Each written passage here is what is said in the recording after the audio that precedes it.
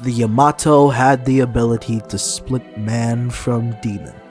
A corroding Vergil used this ability as his life was coming to a close to save himself, hoping it would give him the same strength Dante received from the rebellion. Instead, his two sides were split apart and manifested as different identities. These identities showed who Vergil really was in a way not explored. Between them, Vergil's emotions, fears, and insecurities would manifest and be reflections of weakness to a man who craved nothing but strength. Let's take a dive looking through each of the identities created and ultimately look at these shards of Vergil's mind and what they tell us of one of gaming's most famous rivals. You will regret being born useless and human.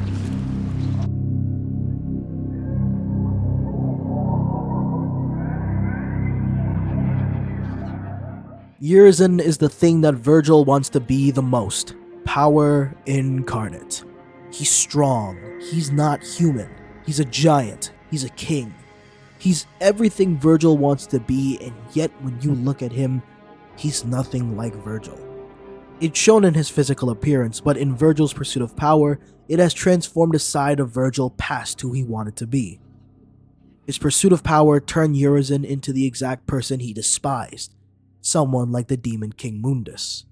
Urizen is a tyrant who kills senselessly in search for power.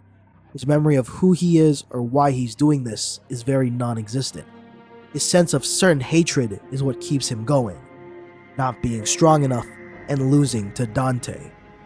When Dante retells the exact story, the reason for Vergil's quest, the day when he and his brother watched their house burn to the ground and their mother die, Urizen says he doesn't even remember it. Yep. This is where it all started. That day Mother saved me and left you behind. The thing you don't know is, she tried to save you too. She kept searching and searching. Until I killed her. I have no recollection of this tale, or this place. It's all an illusion, created by this extraordinary fruit. Its power, you see, is all I ever wanted. What's interesting with Urizen is, although he's half of Vergil, he shares more with the nightmares than he actually does with his other counterpart V. The nightmares were created purely out of emotions, and honestly, so was Urizen. Both of them were born from these deep-rooted traumas that ultimately shaped who Vergil was.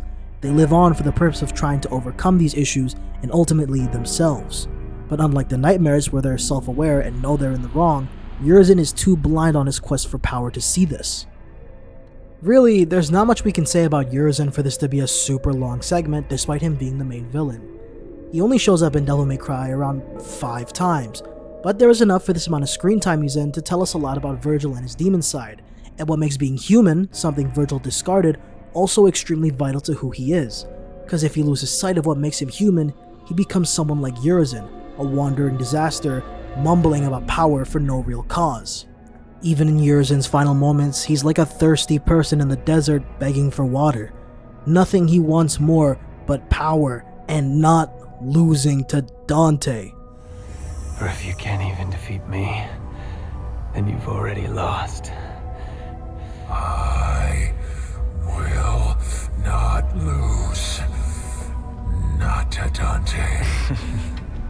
I need power. More power. It's all Urizen would ever care about, even to his dying breath. In Visions of V, we watch as Urizen, when confronted back in his mind, falls apart slowly, his facade of power falling apart both mentally and physically as Urizen becomes smaller and smaller when confronted by V, and in the end, Urizen is just nothing but a skinny husk, no different to V himself. V gives Urizen something maybe he wanted to hear from the bottom of his side of his heart, that they could be strong together, and that V would have Urizen's back once they were back together. This somewhat comforts Urizen as he melts away and disappears and rejoins V as they refuse into Vergil. And that was the last of the mighty Urizen. Urizen was Vergil's greatest success and Vergil's biggest mistake. Urizen finally achieved Vergil's goal of absolute power, but lost sight of the things that made him who he was. The side of Vergil that craved power was willing to discard everything in order to ascend and become true strength. And like the myth of Icarus, when he flew too close to the sun, his wings burned, and he plummeted to nothingness. Is this my limit? I have no name. I am but 2 days old. Just kidding. You can call me V. V is the other part of Vergil that he split. The piece that Vergil knows is a part of him but discards. The human side of Vergil. Evidently, the way that Vergil really sees himself is reflected in how V came out. V is weak. He's a human that relies a bit on a cane to walk sometimes if he strains. He can't do the athletic things Nero and Dante can do, mainly relying on the nightmares to help with his combat. He's pretty weak, and what's worse for Vergil is V is emotional. He isn't your typical emotional person, but he holds all of Vergil's fears, insecurities, and emotions, unlike the clear-minded Urizen. The truth is, I wanted to be protected and loved, but I was alone. My only choice was to survive. In separating and regaining my human soul, I've realized the gravity of the crime I've committed. I've realized how important everything was. Everything I've thrown away in my pursuit of power. Is that why you went to find Dante? Yes. Foolish. I thought that maybe he could change maybe fix. Maybe right my wrong. Tell me.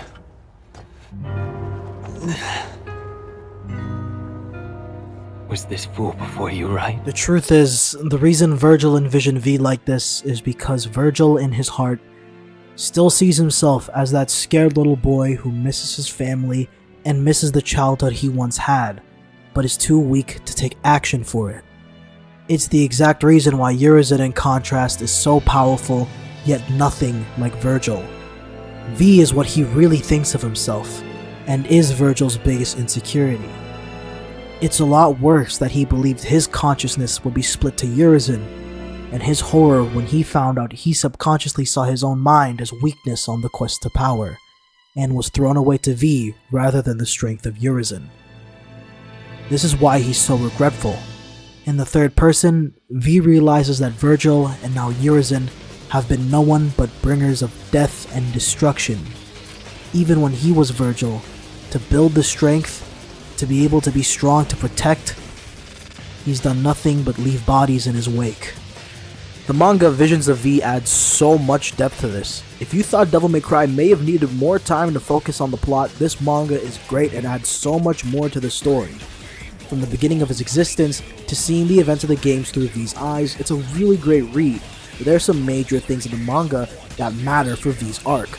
It's a long series, and I think you should give it the read yourself, but the conclusion of the manga is the most important part of DMC5's story if you're familiar with it, and gives a more concrete conclusion to the game's kinda quick conclusion to V's arc and more or less ambiguous direction with Vergil.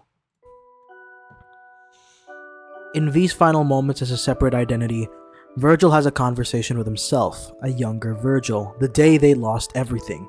Someone with the same ideals as Urizen, and they have a deep talk where V, seeing the truth living as a human, helps open Vergil's eyes about the truth of their goal. That power alone and by itself will never be enough for the strength they desire, and that it's time for them to accept their humanity and who they are, to not throw away the things that are still there. Younger Vergil though has issues with this and says that it's nonsense. If Dante had it his way, they wouldn't be brothers, and that Dante would rather be alone. But V knows the truth now, and he saw how much Dante still loved his older twin brother after all this time. He can see it with his eyes, that in every world, Dante would still be and choose to be Vergil's brother. Hearing this, younger Vergil feels kinda happy Dante would feel that way, and begins to fade away to become Vergil.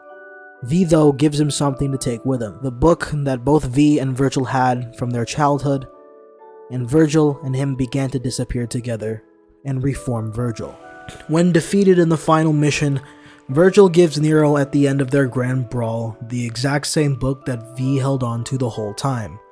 What's interesting to me about it is in the same chapter, that book represented to both Vergil and V his heart, of the things he loved, lost, and has now. Something that he knows has been missing all this time. By giving it to Nero, sure, Nero doesn't get it right now, but in a weird way, it's Vergil saying that Nero means something to him, and he will care about him when they meet again. Vergil gave Nero his heart, in a cheesy poetry way, exactly like V. We're here now to kill you of our own free will. Liberating! The Nightmares are V's arsenal. We have Griffin the Bird, Shadow the Panther, and Nightmare the Nightmare. These creatures are called the Nightmares because they are genuine, reoccurring nightmares and traumatizing events Vergil had about being captured and brainwashed into being Michelangelo, Mundus' puppet, and a reoccurring boss at DMC1. A lot of these weapons are actually memories of bosses in DMC1, each of them all being demons that Dante defeated. They re-manifested in Vergil as his pain and regret that it was Dante who could defeat Mundus and not Vergil. A lot of who they are is explained by Griffin, who's the only one who can talk, and he talks. But the Nightmares are very self-aware of who they are and what they are. They know that ultimately they were manifested to torture and haunt Vergil, but separated, these thoughts also need him to survive. In visions of V, besides Griffin reaching out to V to survive, the majority were against V, but bounded by survival. Throughout the manga though, as V learned to grow and evolve mentally, they softened to V and got more comfortable around him as he worked to atone for his crimes, ultimately being the ones giving away their existence to help V reform into Vergil by pinning Urizen down. When V made it to the other side, the Nightmares decided to stay back, saying that it was the end of V's nightmares. Whether they chose to do this or they physically couldn't is unknown, but it was shown in V's arc throughout the manga that he would grow past his nightmares and that they would no longer have the power to have a grip on him like they once did. So maybe the Nightmares not being able to enter through was a part of this. Their final fight against Dante was a symbolic end of Vergil's traumas in Devil May Cry 1. With V gone, win or lose, the Nightmares were going to cease to exist. Knowing they only existed because of the events of DMC1, they decided to go out relieving Vergil of his nightmares, trying to give Dante one last run for his money, knowing that it's basically a guaranteed loss. I see this as more of a subconscious thing on Vergil's end, a need to beat Dante, to prove himself worthy, as, unlike Dante, Vergil struggled and lost to Mundus, and felt inferior because of this. So these nightmares probably saw it fulfilling dying to the man who was also a part of Vergil's nightmares like they were. Ultimately, Dante easily wipes the floor with the nightmares, but they root for Vergil, knowing the growth V had with them, kinda accepting their death, so V and mainly Vergil will grow, and the nightmares ended there. Perhaps. But if you had even a little bit of trouble defeating us, imagine what Vergil can do to you. Go see for yourself. Us. This is our final flight. And the end of Vergil's nightmares. Godspeed, Dante. You'll need it. Rest in peace, little chicken. It's been a bash.